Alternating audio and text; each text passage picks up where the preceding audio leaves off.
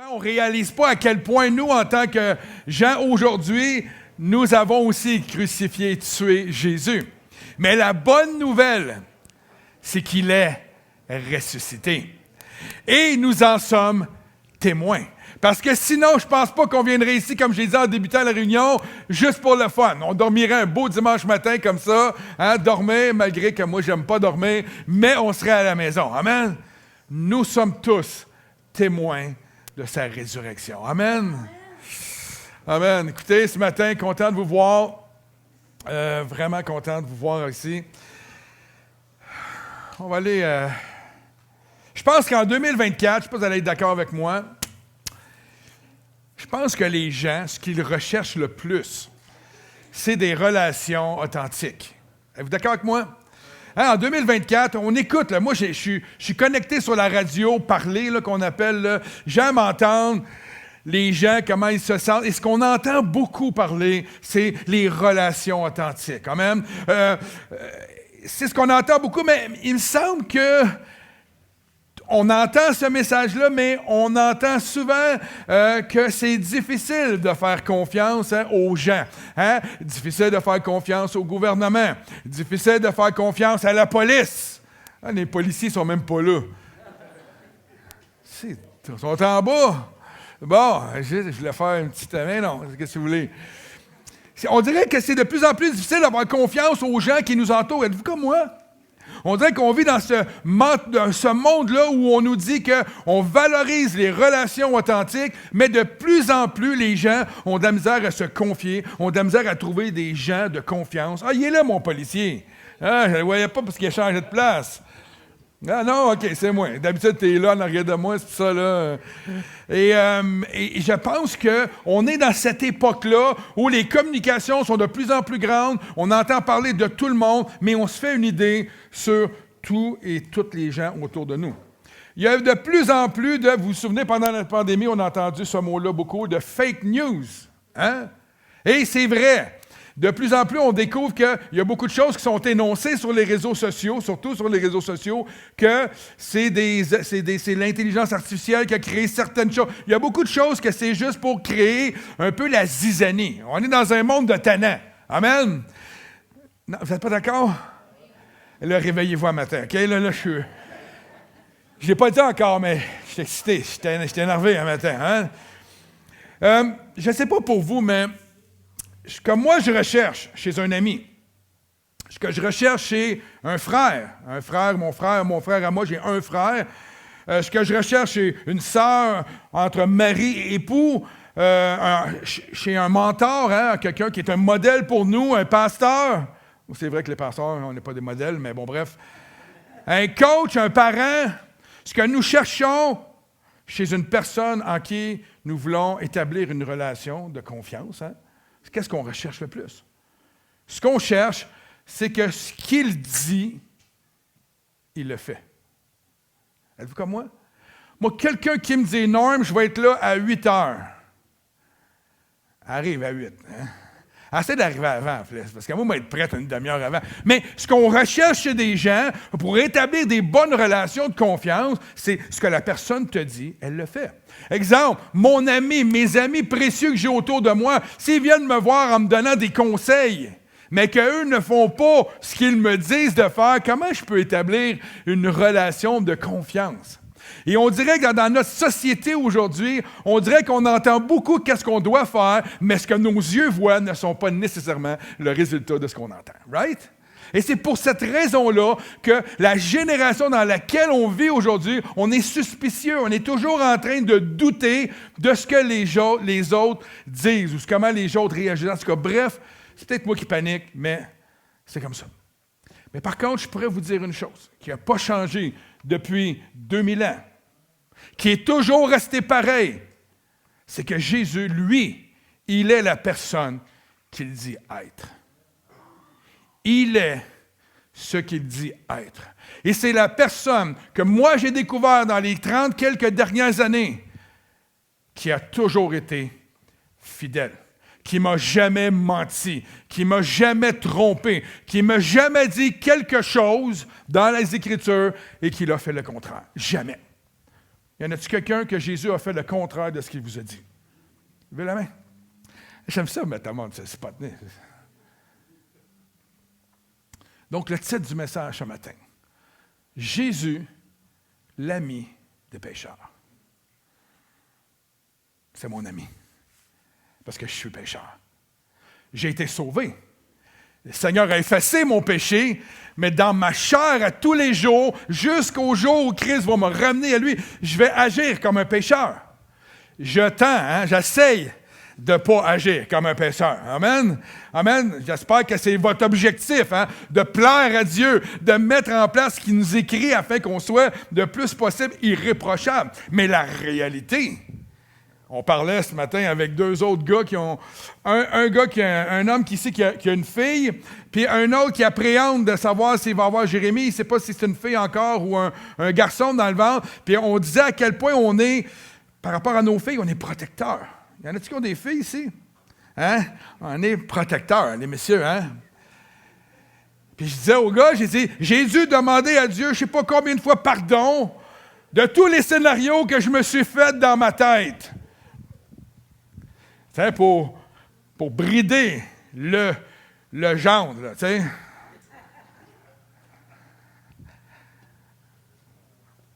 On est encore pécheurs. C'est pour ça que le message s'adresse à ceux qui connaissent Jésus, qui vivent avec Jésus, qui sont sauvés, et à ceux qui ne le connaissent pas d'un point de vue personnel. Il est l'ami des pécheurs. Le fait que Jésus soit l'ami des pécheurs montre qu'il veut être notre ami précieux et attend que nous ouvrons. J'ai marqué ouvrions. Oui, mais nous nous ouvrions à lui? OK. Ah ouais, c'est correct. C'est mon québécois, mon slang, là, qui... J'ai bien écrit, d'abord. J'ai bien écrit. OK, c'est bon. J'écris mieux que je parle. Mon épouse dirait non, là, mais bref. L'amour de Dieu, frères et sœurs, dépasse largement, dépasse tout ce que nous pouvons imaginer. Tout. Tant aussi longtemps que tu n'as pas expérimenté l'amour de Dieu, tu ne peux pas dire ça. Tu ne peux pas affirmer ça. Tant aussi longtemps que tu n'as pas expérimenté une relation avec Christ, tu ne peux pas dire qu'il est un ami fidèle. C'est pour toi, il est mort à la croix, mais moi je t'annonce ce matin qu'il est ressuscité. Il est vivant. Et son amour dure encore aujourd'hui. Ce n'était pas un amour qui était réservé pour les 12 de l'époque et la foule. Non. Il y a plus de 2,6 milliards d'individus aujourd'hui qui fêtent le fait qu'il est vivant. On ne parle pas là, de 22 personnes dans une église, on est peut-être 90, 100 ce matin, dans une église à Saint-Ambroise, des zélés, là, des gens religieux qui croient encore en Jésus. Non. On parle de plus de 2,5 milliards d'individus sur la terre qui célèbrent la résurrection, la vie de Jésus-Christ, qui célèbrent son amour. C'est ça qui arrive. Fait que ça se peut pas qu'il y ait 2,5 milliards d'individus qui sont perdus. Ben, il y en a, c'est vrai, sur l'autre bord, il y en a une gang de perdus. Mais des fois, on ne peut pas se faire dire qu'on est weird, qu'on est ci, qu'on est ça, mais il reste quand même qu'il y a 2,5 milliards d'individus qui croient que Jésus est vivant et qu'on célèbre son nom aujourd'hui. Tous les jours, dans le fond. Pâques devrait être tous les jours, right?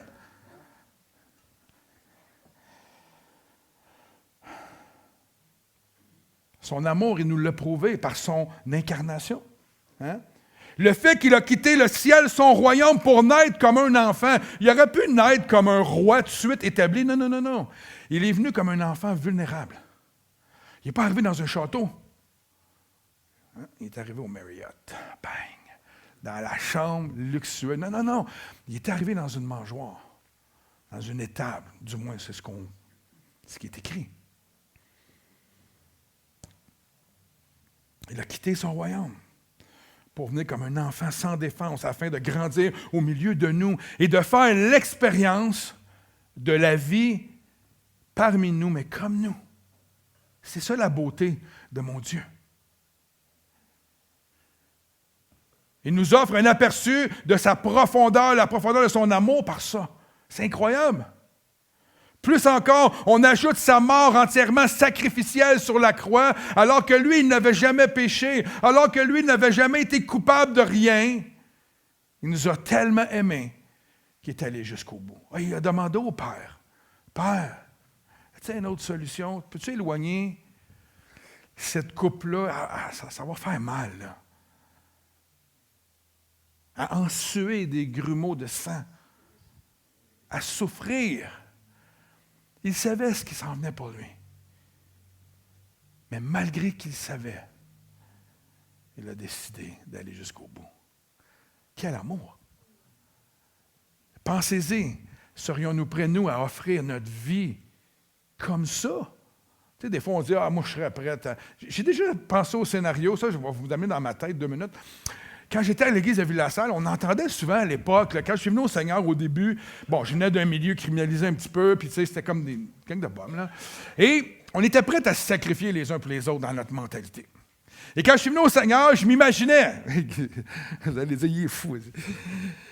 Je m'imaginais, l'église c'était un peu plus profond qu'ici, puis je m'imaginais à un moment donné mon pasteur en train de prêcher, puis quelqu'un rentrait avec une mitraillette, puis là je partais à courir, puis je me pitchais devant mon pasteur pour le protéger.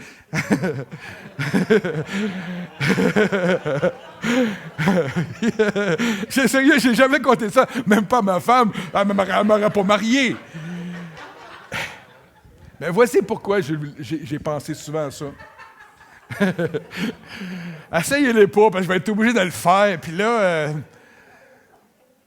mais j'ai pensé à ça souvent parce que c'est comme ça que je me sentais. Christ a pris sur lui.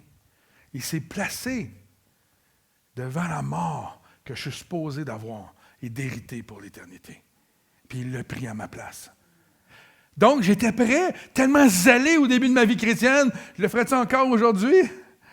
Oh oui, je pense que oui. Je pense que je serais prêt à me sacrifier pour protéger, surtout mes enfants, évidemment.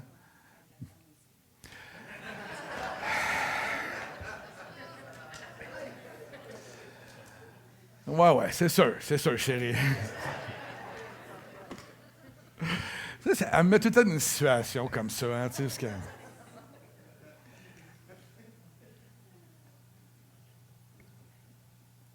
Quand Pâques arrive comme ça toutes les années, je me fais tout le temps un retour en arrière pour dire « J'y viens de là. J'étais comme ça. Jésus m'a sauvé. Jésus m'a délivré de tellement d'affaires. » Évidemment, la drogue, l'alcool, tout ça, c'était la grosse pelure au début, mais tellement de choses beaucoup plus significatives dans ma vie qui ont été changées, dont la colère. Vous ne croyez pas, hein? Oui, la colère, l'amour. Tu sais, Dieu est venu remplacer tellement de choses en moi qui n'étaient pas là. Tellement.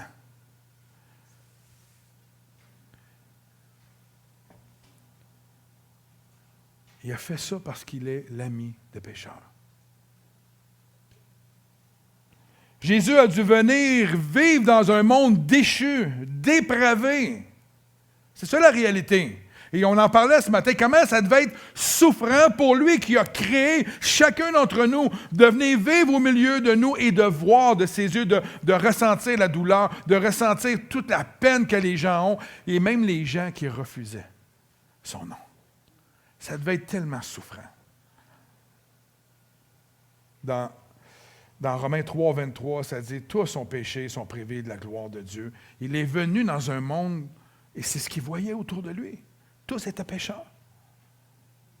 Sa douleur n'a pas commencé seulement à la croix, sa douleur a débuté beaucoup plus avant, alors qu'il fréquentait les gens autour de lui. Malgré notre péché, Jésus veut avoir une relation avec nous. Malgré ça. Malgré où tu te situes dans ta vie présentement, Jésus veut être ton meilleur ami. Peu importe où tu te situes. Ouais, tu savais tout ce que je fais. Non, arrête. Jésus veut être pas juste un ami pour toi. Il veut être le meilleur ami que tu as jamais eu dans ta vie. Jésus dit clairement dans Luc 19:10 qu'il est venu chercher et sauver ceux qui étaient perdus. Ceux qui souffraient, ceux qui n'arrivaient plus à s'orienter et qui se lançaient dans toutes sortes de voies qui n'étaient pas bonnes pour elles, pour eux. Jésus est venu pour toi. Il était prêt à s'associer à toi-même et à tous ceux qui n'étaient pas assez bons pour les hommes religieux de l'époque. Hein? Tout ce qui comptait pour Jésus était qu'il était prêt à t'accueillir. C'est ce qu'il voulait, t'accueillir, passer du temps avec toi. Il cherchait ton attention.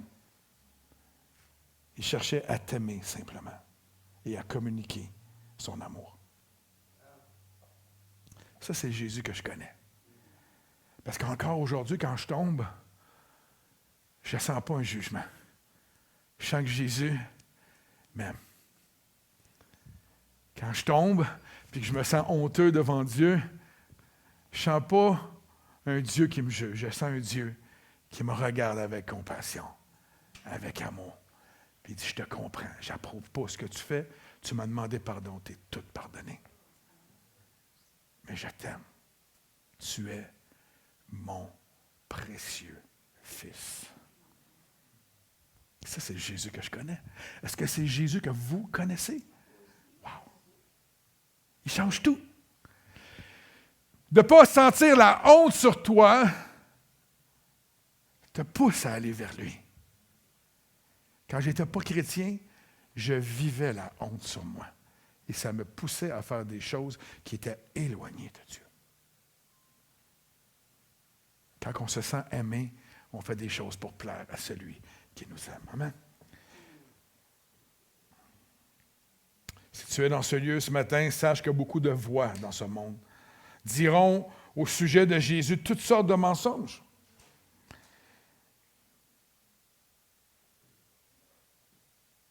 Et pour que Dieu t'aime et te laisse entrer en relation avec lui, bien, tu dois ignorer ces voix-là. Tu dois prendre le temps d'écouter ce que lui dit. Tu n'as pas besoin de faire une multitude de choses comme on nous a enseigné pour plaire à Dieu. Tu n'as pas besoin de rien faire. Il t'aime tout simplement. Viens à lui comme tu es. Et là, je parle à ceux qui ne le connaissent pas, mais je parle à ceux qui le connaissent. Beaucoup de croyants vivent dans la condamnation encore. Est-ce que c'est normal qu'on vive de même? Oui, parce qu'on peut se sentir honteux, mais la réalité, c'est que la parole nous dit qu'il n'y en a plus de condamnation pour ceux qui sont en Jésus-Christ. Mais l'ennemi continue son rôle. Son rôle, c'est de toujours nous dire sa voix dans nos oreilles qui dit que c'est pas correct, on est ci, on est ça. Pour nous écraser, nous empêcher de bouger pour lui. Durant de nombreuses générations, les religions de ce monde ont vendu Jésus. J'aime l'image du temple. Vous ne vendrez pas, hein? C'est pas la caverne d'Ali Baba, là. Et on a fait ça de Jésus. On l'a vendu en échange. T'embarques dans ma religion. On a fait un échange avec Jésus. Fais ceci, fais cela, tu vas avoir Jésus. Fais-toi baptiser dans l'eau à l'âge de bébé, tu vas avoir Jésus. Tu peux faire la vie que tu veux toute ta vie à cause de ce baptême-là, tu es sauvé. On nous a vendu du rêve, on nous a vendu Jésus, alors que la réalité, c'est que Jésus, lui, n'a jamais rien demandé en retour de l'amour qu'il veut te donner. Jamais. Il veut simplement t'aimer. Et encore aujourd'hui. Même si tu es croyant ou croyante, il ne cherche rien en retour. On pourrait dire qu'aujourd'hui, nous, on veut lui donner en retour. On veut lui montrer notre amour, notre gratitude, notre reconnaissance pour tout ce qu'il a fait pour nous et ce qu'il fait à tous les jours. Mais ça, c'est normal. On aime ceux qui nous aiment. C'est drôle de dire ça parce qu'il nous dit d'aimer nos ennemis. Hein? On doit aimer nos ennemis. On a un Dieu spécial. Amen. Il n'y a pas aucun... Pensez-y là, sur Terre. Je ne sais pas si vous faites des réflexions comme moi et Jocelyn. Il n'y a pas aucun Dieu spécial. Amen. Il n'y a pas aucun... Pensez-y là, sur Terre. Je ne sais pas si vous faites des réflexions comme moi et Jocelyn. Il n'y a pas si vous faites des réflexions comme moi et Jocelyn. Il n'y a pas aucun Dieu spécial. Amen. Il n'y a pas aucun Dieu spécial.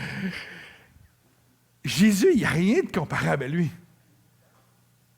C'est le seul qui n'a pas écrit son livre de gourou, là, faites ceci. Il l'a dit. Et c'est les gens qui ont écrit sur sa vie. Contrairement à toutes les autres religions du monde, où les gens qui ont parti de ces religions-là ont écrit leurs livres, ont écrit leurs choses à dire, à faire, fais ceci, fais cela. Jésus, non. C'est des témoins. C'est pour ça qu'on est témoins. Soyez mes témoins. On est témoin de sa vie, témoin de son amour. Moi, je ne me suis pas fait forcer pour venir à Jésus. Il est venu me chercher, et quand j'ai vu à quel point il m'aimait, j'ai fondu devant lui. J'étais pas capable de résister à l'amour de Dieu. C'est impossible. Amen? Il y a beaucoup de voix qui vont venir pour faire étouffer ça.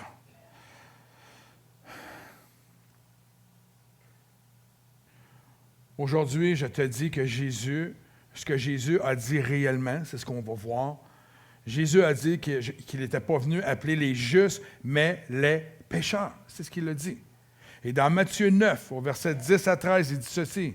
Comme Jésus était à la table dans la maison, voici beaucoup de publicains et de gens de mauvaise vie vinrent se mettre à la table avec lui et avec ses disciples. Les pharisiens virent cela et ils dirent à ses disciples, « Pourquoi votre maître? » Ils ne disent pas à lui. Il ne va pas voir Jésus, hein? Il parle dans son dos, évidemment. « Pourquoi votre maître mange-t-il avec des publicains et des gens de mauvaise vie? » Il me semble d'avoir les disciples. C'est-tu, moi? C'est le maître. Hein? Ce que Jésus ayant entendu, il dit, « Ce ne sont pas ceux qui se portent bien qui ont besoin de médecins, mais les malades. Allez et apprenez ce que signifie « Je prends plaisir à la miséricorde et non au sacrifice, car je ne suis pas venu appeler des justes, mais des pécheurs. » Wow! Alors, si tu te sens pécheur ou tu te sens pas bien, tu te sens misérable, mais tu es à la bonne place, parce que Jésus est venu sur cette terre pour toi. C'est ça la réalité. On est un grand hôpital. Je vous regarde tous, vous êtes tous des malades. Non, c'est pas vrai. Il y en a que ça s'approprie vraiment bien à eux. Mais, relayez-le. Mais la réalité, c'est une réalité. Quand on vient à Christ, c'est parce qu'on a besoin de lui, parce qu'on est malade. Hein, on est rongé par le péché, la culpabilité, la mort est en train de nous étouffer et on vient à lui et lui, il nous soigne, il nous amène à la vie à travers sa vie. Alors, chacun d'entre nous ici, on était malade. C'est peut-être le meilleur mot à dire. Et Dieu nous a guéris. Amen. Jésus va ajouter dans Luc 4, 18, il va dire ceci, il va citer le texte d'Ésaïe. En fait, c'est la prophétie qui a été faite à son sujet. Il se la rapproprie. Il va dire ceci. Regardez ce que Jésus dit. « L'Esprit du Seigneur est sur moi. » Regardez bien l'amour de Dieu qui transcende à travers ces paroles-là. « Parce qu'il m'a oint pour annoncer une mauvaise nouvelle. » Non. Jésus est venu annoncer une bonne nouvelle, pas une relique religieuse. Il n'est pas venu annoncer quelque chose de religieux. Il est venu annoncer une bonne nouvelle parce que les choses religieuses sont lourdes. Mais il est venu annoncer une bonne nouvelle aux pauvres. Il m'a envoyé pour guérir ceux qui ont le cœur brisé, pour proclamer aux captifs la délivrance.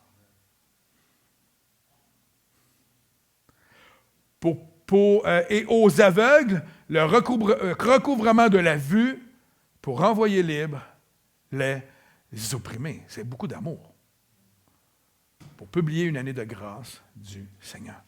Il est venu t'annoncer une bonne nouvelle, que tu sois pauvre ou prisonnier ou aveugle ou opprimé. Il fallait que Jésus soit en contact avec eux pour leur annoncer une bonne nouvelle. C'est pour cette raison-là que tu sois pécheur ou pas, Jésus veut être ton meilleur ami.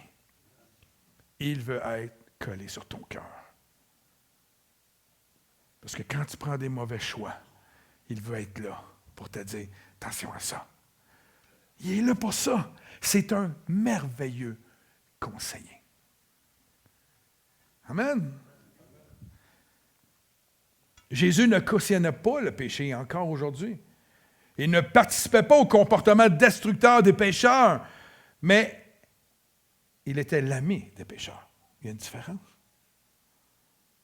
Est-ce qu'on est prêt, nous, en tant qu'enfants de Dieu, à être l'ami des pécheurs? C'est une belle question à poser. Parce que longtemps, les églises, on fermait un peu nos portes à ceux qui étaient différents. Quand ça venait déstabiliser un peu l'Église, on avait de la misère. Alors que Jésus, lui, déstabilisé ou pas, il t'accueille. Peu importe qui tu es. Il t'aime, point. Il leur montrait la bonté de Dieu. Et cette bonté de Dieu-là nous pousse à ouvrir nos pensées, à changer notre attitude. Jésus, qui a vécu une vie parfaite et sans péché, avait sur la terre le pouvoir de pardonner les péchés. On le voit dans Luc. Il dit. Et les hommes religieux étaient offensés de ça. Vous vous en souvenez? T'es qui, toi, pour pardonner? Je suis le Fils de Dieu. C'est l'autorité que j'ai, c'est de pardonner. Et vous allez voir, je vais faire bien plus bientôt. Je vais vaincre la mort. Je vais permettre à tous ceux qui soient juifs ou non juifs d'être pardonnés de leurs péchés. Amen. Et c'est encore le cas aujourd'hui. Il n'a pas changé. Il est le même. Encore aujourd'hui, Dieu pardonne les péchés. C'est pour cela que par son amour et sa compassion immense envers nous, que nos cœurs et nos vies peuvent être transformés et changés. C'est la raison. Jésus, notre ami, passait du temps avec les pécheurs, non pour, je l'ai dit, participer à leurs péchés, mais pour leur annoncer la bonne nouvelle de Dieu. La bonne nouvelle. C'est sûr que si on passe du temps avec les pécheurs pour participer à leurs péchés, j'ai déjà eu un frère dans la foi qui m'a dit, on l'avait surpris à aller dans un club de danseuses. Et il avait dit, pour sa défense, quelqu'un l'avait vu entrer, il nous avait dit, ben, c'est parce qu'eux aussi, ils ont besoin d'entendre l'Évangile.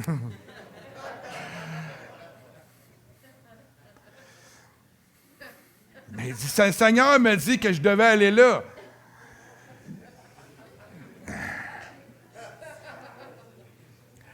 C'est une manière de voir les choses, hein? Mais on lui a dit, tu te promenais-tu comme ça quand tu es entré?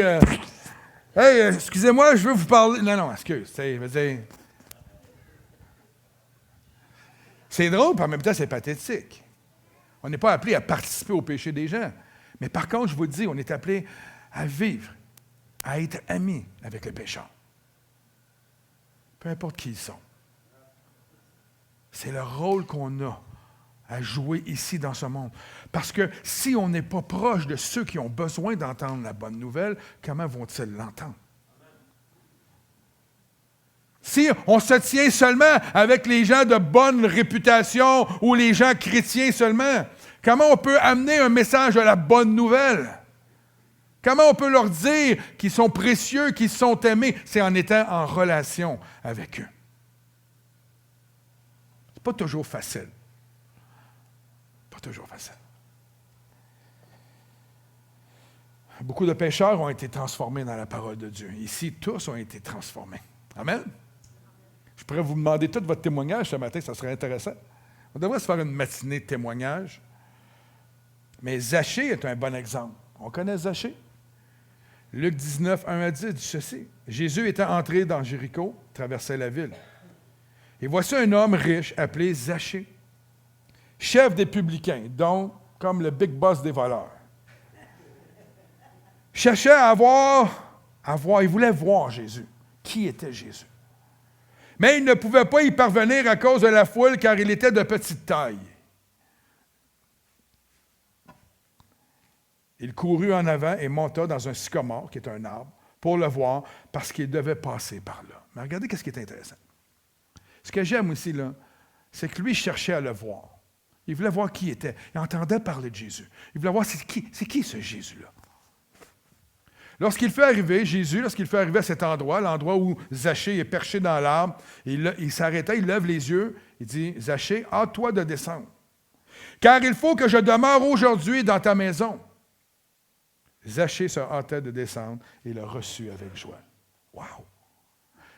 Ici, c'est pas Zachée qui est allé voir, qui a supplié Jésus, « Viens dans ma maison. » Il savait très bien que les coutumes de l'époque faisaient en sorte que lui ne pouvait pas approcher un maître de la loi, un seigneur comme lui. Il savait. Donc, de loin, il a observé. Et Jésus, moi j'aime, il s'arrêta. Et j'imagine, entouré de la foule, Jésus s'arrêtait et regardait en haut de l'arbre et disait à Zachée, « Hey, viens ici. Viens ici. Je dois aller, comme il dit, je demeure aujourd'hui dans ta maison. » Quel scandale ça a dû être. On va le voir. Voyant cela, tous murmuraient. Tous. Non.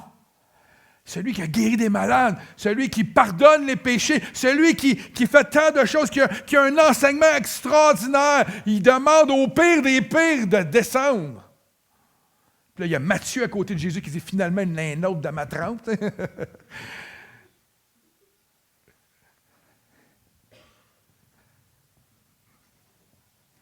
Voyant cela, tous murmuraient.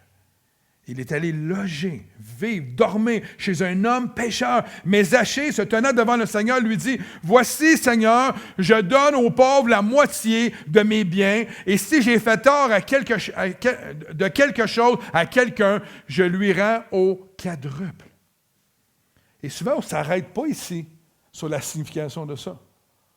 On se dit, « Ben oui, c'est sûr, là, il se sent coupable. » Non, non. Il est en train de se repentir devant Christ. Parce que son plus grand péché, c'était de voler les gens. Et devant le Seigneur, il reconnaissait qui il était comme pécheur. Il est en train de dire, Seigneur, si j'ai trompé du monde, je vais leur rembourser, je vais leur donner en double, en quadruple, s'ils ont été offensés.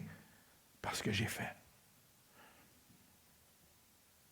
Zachée le voleur, c'était sa façon de confesser son péché à Jésus.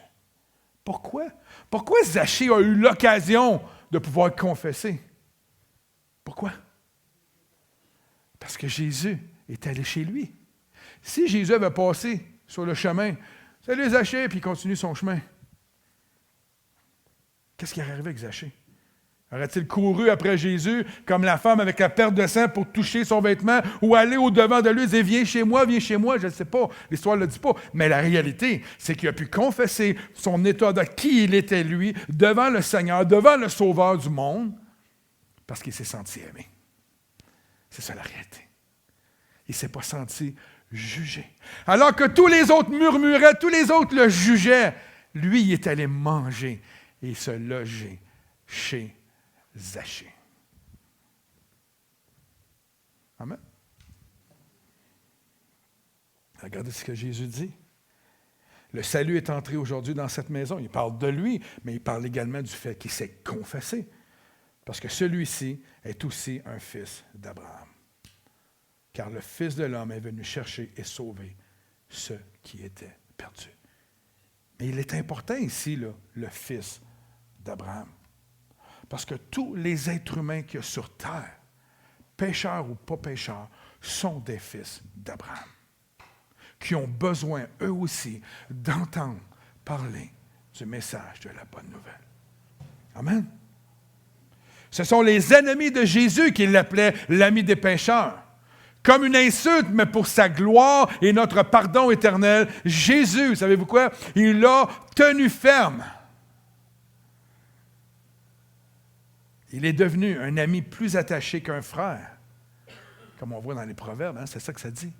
Un ami plus attaché qu'un frère. Il est devenu notre Seigneur, notre Sauveur et notre meilleur ami. Je n'arrive pas à comprendre que dans mes amis, j'ai Jésus. Sérieusement? Ça, c'est la grâce de Dieu, c'est son amour. C'est dur à comprendre. C'est dur à comprendre, mais Je l'aime, mon Jésus. Je vis avec lui et je sais qu'il m'aime profondément.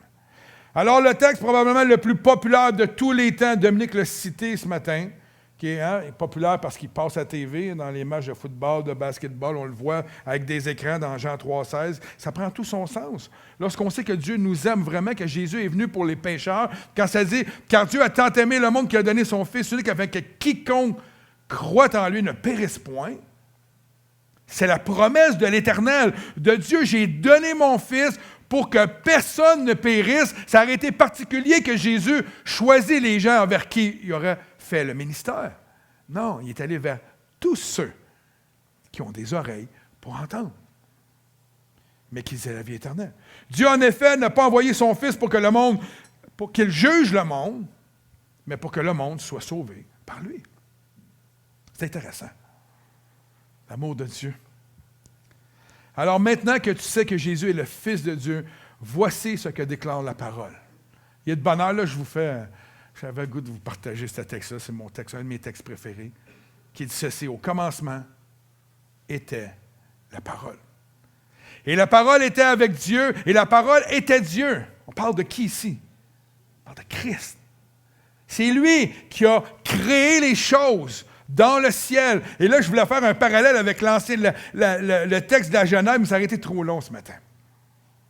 Toute chose a été faite par elle, et rien de ce qui a été fait n'a été fait sans elle.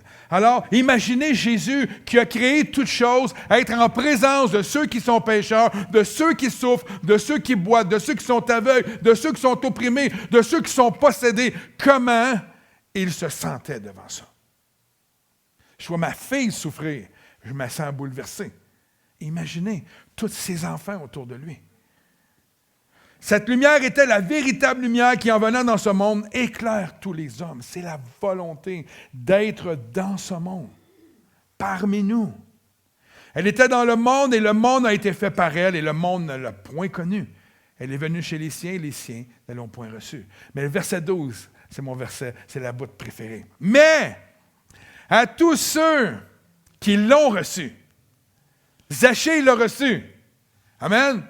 À ceux qui croiront en son nom, il a donné le pouvoir de devenir enfants de Dieu, fils d'Abraham, lesquels sont nés non du sang, ni de la volonté de la chair, ni de la volonté de l'homme, mais de Dieu. Nés de Dieu. La réalité est que Christ est venu dans ce monde parce qu'il t'aime, toi, comme tous les autres êtres humains sur cette terre. Il est venu au milieu des siens, non pour implanter une religion, mais pour être la lumière sur ta route, dans ta vie de tous les jours. Il est venu pour établir sa famille, réunir sa famille qu'il avait mise en place à l'origine du monde. Dieu avait pour désir envers nous d'être en relation personnelle avec nous tous et non être séparés. Ce n'était pas sa volonté de voir l'homme se séparer de Dieu. Par Christ, il est venu établir notre statut d'enfant de Dieu. On est précieux. Je demande aux musiciens de revenir. Dans 2 Corinthiens 5, 17, c'est ceci. Si quelqu'un est en Christ, il est une nouvelle créature. Les choses anciennes sont passées, voici, toutes choses sont devenues nouvelles. Pour ceux qui acceptent Jésus, non seulement tu n'es pas jugé de la part de Christ, mais toute chose, tu deviens une nouvelle créature. Et toute chose dans ta vie devient nouveau. Est-ce que ça veut dire que du jour au lendemain, tout part de ta vie et que tu es clean complètement? Non, mais ça veut dire qu'aujourd'hui, Jésus ne te voit plus comme un pécheur. Il te voit comme une nouvelle créature, née de Dieu, née de lui. Et cette œuvre de transformation et cette nouvelle vie en nous ne vient en rien de nous, ça ne vient pas de nous. Et à cause de nous, mais uniquement à cause de sa grâce et de son amour. Parce qu'il est l'ami des pécheurs, parce qu'il nous aime. Dans le livre de Tite, au chapitre 3, versets 5 à 7, il dit « Il nous a sauvés, non à cause des œuvres de justice que nous aurions faites, Mais selon quoi? La miséricorde, par le baptême de la régénération et le renouvellement du Saint-Esprit, né de nouveau. C'est ça, une nouvelle vie, une régénération. On a été, comment on dit ça, rénové. Afin que, justifiés par sa grâce, nous devenions en espérance héritiers de la vie éternelle. Et comme je l'ai dit plus tôt, des voix de tout genre vont s'élever pour essayer de te faire comprendre tout le contraire. C'est la réalité. Rien dans ce monde ne peut te ravir de la main de Dieu. Rien. Rien. Rien peut t'enlever l'amour de Jésus. Rien ne peut te séparer de lui. Pierre avait eu cette révélation. Pourtant, Pierre, il était qui, Pierre? Hein? Celui qui avait qui? Qu'est-ce qu'il avait fait, Pierre? Il avait renié Jésus. Pas une, pas deux, mais 3 fois, devant des gens. Il avait renié, alors qu'il avait vécu avec lui, alors qu'il était proche de Jésus. C'était comme son général un petit peu. Il a quand même renié le Seigneur. Et malgré tout ça, il a compris une chose à travers ça. C'est que Jésus, lui, ne l'a pas renié. Peu importe ce que tu lui fais, lui, il ne te reniera pas. Pourquoi? Parce qu'il est vraiment l'ami fidèle. S'il nous dit quelque chose, il le fait. Il dit qu'il t'aime, il t'aime. Il dit qu'il t'a pardonné, il t'a pardonné.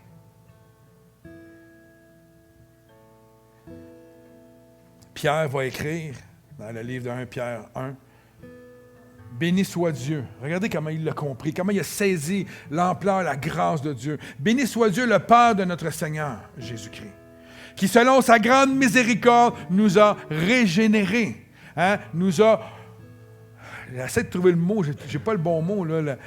En tout cas, régénérés pour une espérance vivante par la résurrection de Jésus-Christ d'entre les morts, pour un héritage qui ne peut ni corrompre, ni souiller, ni flétrer, lequel vous est réservé dans les cieux.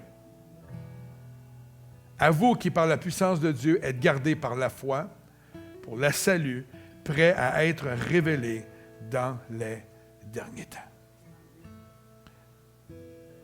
Il devient ton ami pour te donner son amour. Il devient l'ami fidèle que tout ce qu'il t'a dit, il va le mettre à exécution. Tout. Alors, en 2024, si tu te cherches un vrai ami, je veux te conseiller Jésus. Mais non seulement il est un ami, il est un sauveur. Et c'est lui qui est venu se lancer devant l'ennemi pour toi. C'est lui qui est venu prendre ta place. La Bible dit qu'il est le chemin, la vérité, la vie. Et nul ne peut aller à Dieu le Père que par lui. Parce que c'est lui qui est le chemin. Et c'est pour ça que Jésus vient à nous afin de nous montrer le chemin. C'est son rôle. Amen. J'aimerais vous encourager à vous lever ce matin.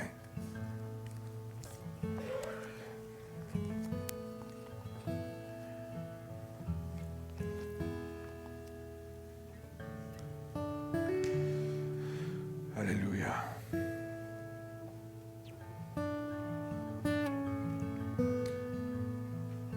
Dans quelques années, on va célébrer sa résurrection. Mais pour l'instant, j'aimerais vous lancer le défi. Lancer la question. Je ne vous connais pas tous, je connais la majorité des gens, mais je ne vous connais pas tous. Ma question pour vous ce matin, c'est est-ce que vous vous sentez prêt à avoir une nouvelle relation d'amitié avec quelqu'un qui ne vous décevra jamais? Jamais. Peut-être tu es ici ce matin pour la première fois, je ne sais pas. Tu te demandes pourquoi tu es ici, mais moi, je te le dis. Le Seigneur t'a attiré à venir ici ce matin. Tu n'es pas venu ici juste comme ça par hasard. Jésus t'appelle ce matin par ton nom. Il te dit, descends de ton arbre, Viens, je veux aller manger, je veux aller souper avec toi, je veux prendre du temps avec toi parce que j'ai une bonne nouvelle. Et la nouvelle, c'est celle-ci, que tous les êtres humains sur terre sont pécheurs. Qu'on le veuille ou non, on vient au monde pécheur et que le salaire du péché, c'est la mort. Et la mort, ce n'est pas une mort terrestre, on parle d'une mort éternelle. Mais que Jésus, la bonne nouvelle, c'est qu'il est mort pour tes péchés. Il est ressuscité des morts afin de te donner la vie. Et la Bible nous dit que si tu confesses simplement Jésus de ta bouche, pas une religion, pas rien d'autre, si tu dis à Jésus, je te veux comme Seigneur et Sauveur, il va venir en toi et tu seras sauvé. Amen. Fermez vos yeux quelques instants. Seigneur, ce matin, c'est simple. Pâques arrive à tous les années. En fait, c'est Pâques tous les jours. Parce que la réalité, c'est que tu es vivant tout le temps. Et à tous les jours, tu veux t'approcher de nous. Tous les jours, tu veux nous permettre d'être en relation avec toi. Alors ce matin, si tu n'as jamais fait cette étape-là dans ta vie, si tu n'as jamais accepté l'invitation de Jésus à descendre de ton arbre et à le laisser aller dans ta maison, dans ton cœur, si tu n'as jamais fait ça et que tu désires le faire ce matin, j'aimerais que tu me l'indiques avec ta main. Gardez vos yeux fermés. Ce n'est pas un concours. Et on ne vous accroche pas à l'église ici. Je veux vous interpeller parce que Jésus, ce matin, t'appelle. Il te dit, viens avec moi, je veux manger avec toi, je veux vivre avec toi, je veux t'aider, je veux être ton meilleur ami. Alors ce matin, si c'est toi, lève ta main et indique-moi-le avec ta main ce matin.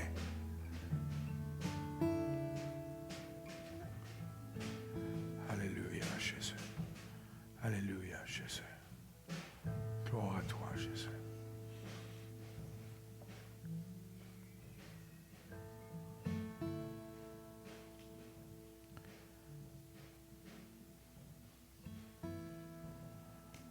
Alléluia, Jésus. Alléluia, Seigneur. Seigneur, je te dis merci, Seigneur. Parce que ce matin, encore une fois, tu nous as exprimé ton amour. Encore une fois, ce matin, tu nous exposes le fait que tu es vivant, Seigneur, et que nous ne sommes pas attachés à un groupe religieux ou à une religion dans ce monde, nous sommes attachés à toi. Parce que c'est toi qui es venu vers nous en premier. Tous les jours, Seigneur, tu nous invites du lever au coucher, Seigneur, à partager avec toi toute notre vie, Seigneur.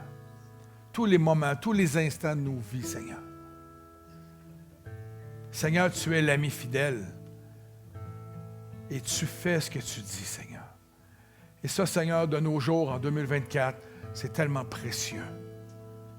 Et c'est tellement rare. Alors, Seigneur, ce matin, je te dis merci. Merci pour ton amour. Merci d'être venu t'incarner dans ce monde pour vivre comme nous, Seigneur. Venir t'asseoir avec nous.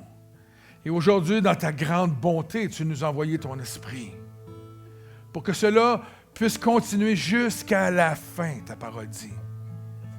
On est avec toi jusqu'à la fin, en relation avec toi jusqu'à la fin de ce monde sur terre. Et un jour, nous allons nous retrouver ensemble, toutes les familles de frères et de sœurs à travers le monde. C'est 2,5 milliards, Seigneur, justement, et de toute génération, tout croyant. On va se retrouver ensemble autour de ta table pour célébrer tout ce que tu as fait pour nous, Seigneur. Célébrer ton amour. Célébrer le fait que tu es le roi des rois, le Seigneur des seigneurs et le sauveur de tous les hommes. Gloire à ton nom, Jésus. Tu es vivant, Seigneur. Tu es ressuscité. Alléluia. Merci, Jésus. Merci, Jésus. C'est dans ton nom que j'ai prié. Amen. allez-vous avec le chant? C'est quoi le chant que vous faites? C'est quoi le chant? Non, le chant. Roland? Chante? Non? On le fait? C'est parce qu'il déplace de l'air un petit peu. Pourquoi qu'il... Dominique a dit, ça va défaire ma coiffure. Ben oui. Pourquoi qu'on veut chanter son nom? Parce qu'il est vivant. On veut célébrer son nom ce matin. Amen. Oui, c'était solennel un petit peu là, mais célébrons son nom. Amen. Chantons, dansons de joie, manifestons notre joie envers celui qui est encore vivant. Amen. Que Dieu vous bénisse.